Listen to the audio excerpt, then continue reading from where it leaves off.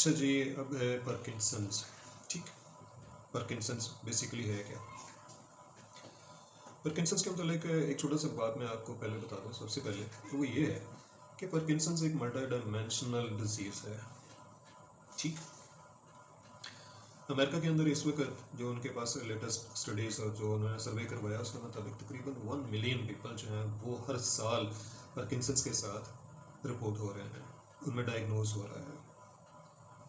पाकिस्तान में हमारे चूँकि कोई ऐसा रिकॉर्ड मेंटेनेंस नहीं है, बहुत सारे लोग अनरिपोर्टेडली जो है ना वो मौजूद हैं, लेकिन जो रिपोर्ट हो रहे हैं, जो डायग्नोज हो रहे हैं, आपके लिए हैरत की बात होगी कि डेली अप्रॉक्सीमेटली मिनिमम लेवल के ऊपर अगर उसको देखा जाए तो 100 के करीब केसेस जो हैं वो आ रहे हैं जो कि पार्किंसंस के एग्जैक्टली केसेस हैं। ठीक हो गया, पार्किंसंस है। अच्छा, अब हम आगे चलते हैं इसकी स्टडी के अंदर। पार्किंसंस को समझने के लिए थोड़ा सा ब्रेन को समझना ज़रूरी है। ब्रेन, हमारा ब्रेन जो है उसके 3 हिस्से होते हैं। First one is called the cerebrum. Cerebrum ये सारा हिस्सा होता है जो यहाँ माथे से शुरू होकर ये दोनों कनपटियों के ऊपर जितना है इसको सेरिब्रम बोला जाता है। उसके बाद दूसरा हिस्सा आता है, उसको सेरिबेलम बोला जाता है। सेरिबेलम हमारी ये गर्दन के पीछे, यहाँ ऊपर से नहीं, यहाँ पीछे गर्दन के पिछले हिस्से में, खोपड़ी के पिछले हिस्से में, सॉरी गर्दन के नहीं, खोपड़ी के पिछले हिस्से में जो हिस्सा मौजूद होता है उसको सेरिबेलम बोला जाता है। सेरिबेलम।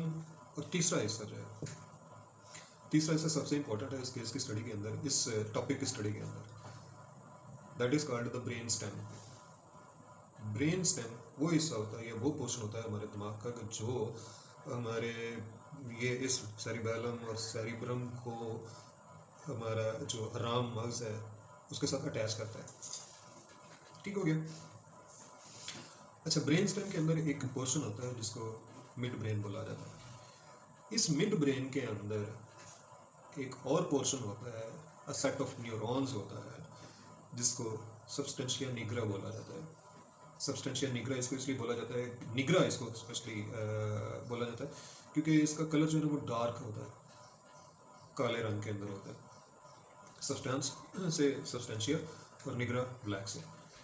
अच्छा, सब्सटेंशिया निग्रा के अंदर जो न्यूरॉन्स होते हैं those play a very important role हमारी मूवमेंट सिम्टम्स के अंदर, हमारी मूवमेंट के अंदर इनका बहुत इंपॉर्टेंट रोल होता है। यही न्यूरॉन्स प्रोड्यूस करते हैं आपके डोपामिन को। ठीक। अच्छा, पार्किंसंस की डिजीज़ के अंदर क्या होता है? पार्किंसंस की डिजीज़ के अंदर होता ये है कि सब्सटेंशिया निग्रा के अंदर मौजूद जितने भी न्यूरॉन्स होते हैं उनके अंदर लुई बॉडी डिजीज़ पैदा हो जाती है।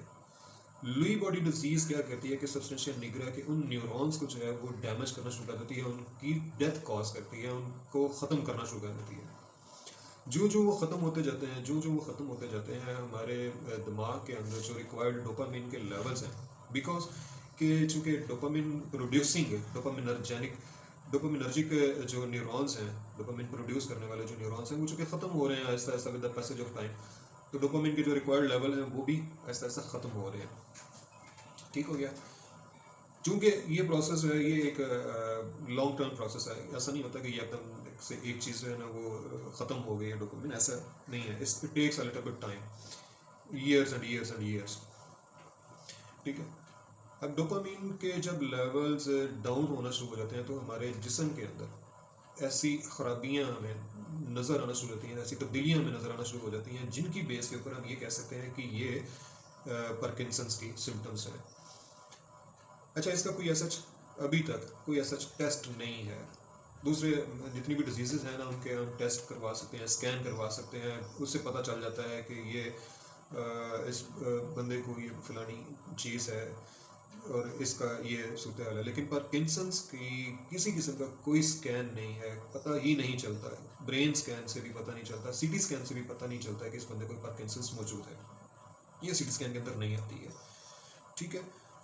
सिर्फ पता किस वक्त चलता है? पता सिर्फ उस वक्त चलता है जब इंसान के नॉर्मल हरकत करने के दौरान में तब्दीलियाँ पैदा होती हैं, उसको साइकोलॉजिकल तब्दीलियाँ पैदा होती हैं, डिप्रेशन, एनजाइटी, एपाथी, ठीक है। और इसी किस्म की दूसरी चीज़ें, इंसोम्निया जो है वो पैदा होना शुरू हो जाता है, डाइजेशन जो है ना वो उसकी ख़राब होना शुरू हो जाती है। लगे तो मैंने ये भी सारी चीज़ें जो ना ये इसकी अलामात जो है वो कुछ बता दी हैं जो कि हमें जो कि सामने वो नज़र नहीं आती, ज़ाहरी अलामात जिनको बोला जाता है ना। अब इसकी ज़ाहरी अलामात क्या होती हैं? इसकी ज़ाहरी अलामात जो है वो सबसे पहले ट्रेमर्स, हाथों का ऐसे कांपना जो होता है ना, that is the main symptom, resting tremors, ठीक है। इंसान बिल्कुल सुकून से बैठा हुआ है और वो बैठे बैठे उसके आप गौर करेंगे तो देखेंगे तो उसके हाथ जो है ना वो दोनों हाथ कांप रहे होंगे। आगाज़ इसमें ये होता है कि सिर्फ एक हाथ, कोई एक हाथ जो होता है ना वो इसमें इफ़ेक्ट करता है। ये उसका पहला साइन है कि उसका एक हाथ जो है वो इफ़ेक्ट करता है और वो हाथ कपाना शुरू कर देता है, ऐसे ऐसे होना शुरू कर देता है। ऐसे ऐसे जो बीमारी बढ़ती है तो फिर उसके दोनों हाथ जो है ना वो इफ़ेक्ट करते हैं और वो दोनों हाथ ऐसे आहिस्ता आहिस्ता जब वो आराम की हालत में होता है उस वक्त वो कपाना शुरू कर देते हैं। अच्छा दूसरी इसकी अलामत क्या होती है? दूसरी इसकी अलामत ये होती है that is called the bradykinesia. Bradykinesia means कि हरकत का स्लो हो जाना, मसल्स की हरकत करने की जो सलाहियत है वो स्लो हो जाती है। उसकी वजह ये होती है कि उन अज़लात के अंदर, फॉर एग्जांपल कि ये मेरे कोनिया है, इनको मैं नॉर्मली ऐसे मूव करना चाहूँ तो मैं मूव कर सकता हूँ बड़ा इजीली, लेकिन पार्किंसंस का जो पेशेंट होगा वो अपनी इस बाजू को मूव नहीं कर सकेगा, उसे बड़ा ज़ोर लगाना पड़ेगा, ऐसे बड़े ज़ोर के साथ जो है वो उसको मूव करेगा। अगर कोई दूसरा उसको हाथ से मूव करना चाहे और ऐसे करना चाहे तो उस दूसरे बंदे को भी काफ़ी ज़्यादा ज़ोर लगाना पड़ेगा, मतलब उसके उस लात के अंदर, उसके मसल्स के अंदर जो है ना वो सख्ती आ जाती है। ठीक हो गया दूसरी अलामत। तीसरी अलामत ये है, इसकी तीसरी अलामत जो है वो ये है कि इस बंदे की जो है चाल, उसमें फ़र्क आ जाता है। उस बंदे की चाल के अंदर फ़र्क क्या आता है? वो ये आता है कि वो चलते चलते, एक तो स्टार्ट उसका जो है ना वो काफ़ी स्लो होता है, छोटे छोटे स्टेप लेके ना वो ऐसे छोटे छोटे स्टेप लेके वो चलता है, उसके बाद फिर चलना शुरू कर देता है। लेकिन मतलब वक्त के साथ साथ वो उसमें ख़राबी आती जाती है। अच्छा चौथी चीज़ जो है वो ये है कि उसकी जो सिटिंग और वॉकिंग पोजीशन है, ये पोस्टरल उसमें तब्दीली आती है, या तो एक तरफ को झुका हुआ या फिर दूसरी तरफ को झुका हुआ या फिर आगे को ऐसे स्टूप्ड होता है, मतलब उसके ये जैसे हम कहते हैं ना कि वो कुब निकल आया है, कमर जो है वो खम खा गई है, उसका ये आगे सर जो है ये सारा उसकी तकरीबन छाती के साथ जो है वो आगे अटैच हो जाता है, इतना ज़्यादा वो आगे को झुक जाता है with the passage of time. ठीक, ये थी पार्किंसंस की वो वाली सिम्टम्स जो कि हमारे इसमें नज़र आती हैं, जिसकी जो हमारा पेशेंट आता है वो चैम्बर में दाखिल होता है, हमारे क्लिनिक में दाखिल होता है और उसको अब कोई भी बंदा ऑब्जर्व करके बता सकता है कि ये पार्किंसंस का पेशेंट है इन अलामात की बेस के ऊपर। ठीक हो गया। अच्छा इसके अलावा जो इसकी वो अलामात जो नज़र आती हैं, जो सामने हमें नज़र आती हैं, जो फिज़िकल अपीयरेंस के अंदर आती हैं, वो होती हैं कि एक तो उस पेशेंट के अगर पढ़ा लिखा पेशेंट है तो उसकी राइटिंग जो है उसके अंदर चेंजेस आना शुरू हो जाती हैं।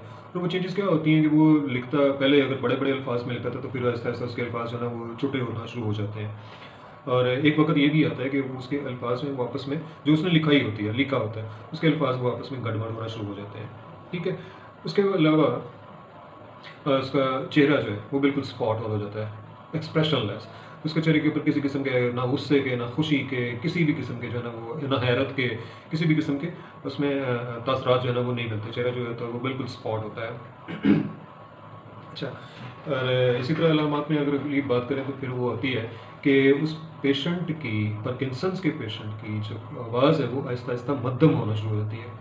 बेचारा अंदर से बोल रहा होता है ऊंचा पूरा ज़ोर से और पूरी कोशिश करके, लेकिन उसके जो आवाज़ बाहर निकलती है वो बहुत मध्यम होती है, बहुत ज़्यादा ज़ोर लगाने के बावजूद भी उसकी आवाज़ जो है ना ये बहुत ज़्यादा मध्यम होती है। और इसके अलावा एक और चीज़ जो होती है वो ये होती है कि उसे बार बार चक्कर आते हैं और वो गिर पड़ता है। ठीक है, और ये बड़ी ख़तरनाक किस्म की जो है ना वो कंडीशन होती है। तो ये तो थी पार्किंसंस की वो वाली अलामात जिनको हम फिज़िकल एग्जामिनेशन के अंदर जो है ना वो देखते हैं, नोट करते हैं, और उनकी बेस के ऊपर हम पेशेंट को जो है ना वो पार्किंसंस का डिक्लेयर करते हैं कि जी ये अलामात हैं तो ये बंदा पार्किंसंस का पेशेंट है। ठीक, लेकिन पार्किंसंस, जैसा मैंने पहले आगाज़ में ये बात करी थी कि Parkinson's is not a simple disease, ये मल्टी डायमेंशनल डिजीज़ है। ठीक, और इसकी दूसरी जो डायमेंशन है वो इसके साइकोलॉजिकल इफ़ेक्ट्स हैं। इसकी वजह से साइकोलॉजिकल इफ़ेक्ट्स क्या आते हैं उनके ऊपर हम बात करेंगे। वीडियो ऑलरेडी काफ़ी जो है वो मैं आपका टाइम ले चुका हूँ तो उन सिम्टम्स के ऊपर जो है ना वो बात करेंगे नेक्स्ट इंशाल्लाह नेक्स्ट टाइम, और वो सारी डिटेल्स है ना वो मैं आपको बताऊंगा। लेकिन जाते जाते मैं एक चीज़ जो है ना वो मोहतात करता चलूँ, आपके साथ शेयर करता चलूँ। पार्किंसंस जो है वो बाकायदा एक वजह तलब बीमारी है। पार्किंसंस जानलेवा बीमारी नहीं है, ये चीज़ याद रखें। इसकी वजह से बंदे नहीं मरते पार्किंसंस की वजह से, उस डोपामिन की कमी की वजह से। लेकिन पार्किंसंस की आगे जो कॉम्प्लिकेशंस आती हैं उनकी वजह से पेशेंट जो है वो ऐसी कंडीशन के अंदर चले जाते हैं कि जो बहुत बुरी होती है, जो बहुत वर्स्ट होती है। इसलिए इसका प्रॉपर ट्रीटमेंट जो है वो करवाना चाहिए, और इसका प्रॉपर ट्रीटमेंट जो है वो होम्योपैथी के अंदर मौजूद है। इंशाल्लाह वो भी आपके साथ इन फ्यूचर चलेंगे तो आपको बताएंगे कि इसको कैसे डील किया जाता है, इसका ट्रीटमेंट जो है वो पैटर्न क्या है। होप सो कि आज की बातें जो हैं वो आपके लिए मददगार हुई होंगी, आपके नॉलेज में इजाफा हुआ होगा रिगार्डिंग पार्किंसंस। किसी भी किस्म की अगर आपके जहन में कोई क्वेरी है तो आप नीचे डिस्क्रिप्शन के अंदर दिए गए नंबर के ऊपर व्हाट्सएप कर सकते हैं, मुझे ईमेल कर सकते हैं। और मेरा फेसबुक का पेज है पार्किंसंस के लिए स्पेशली, उस पेज के ऊपर भी आप कमेंट कर सकते हैं, उस पर मुझे मैसेज कर सकते हैं। आपके टाइम का शुक्रिया, आपने मेरा साथ दिया, आप मेरे साथ बने रहे। नेक्स्ट टाइम तक के लिए मुझे इजाज़त दें। अस्सलाम वालेकुम रहमतुल्लाह।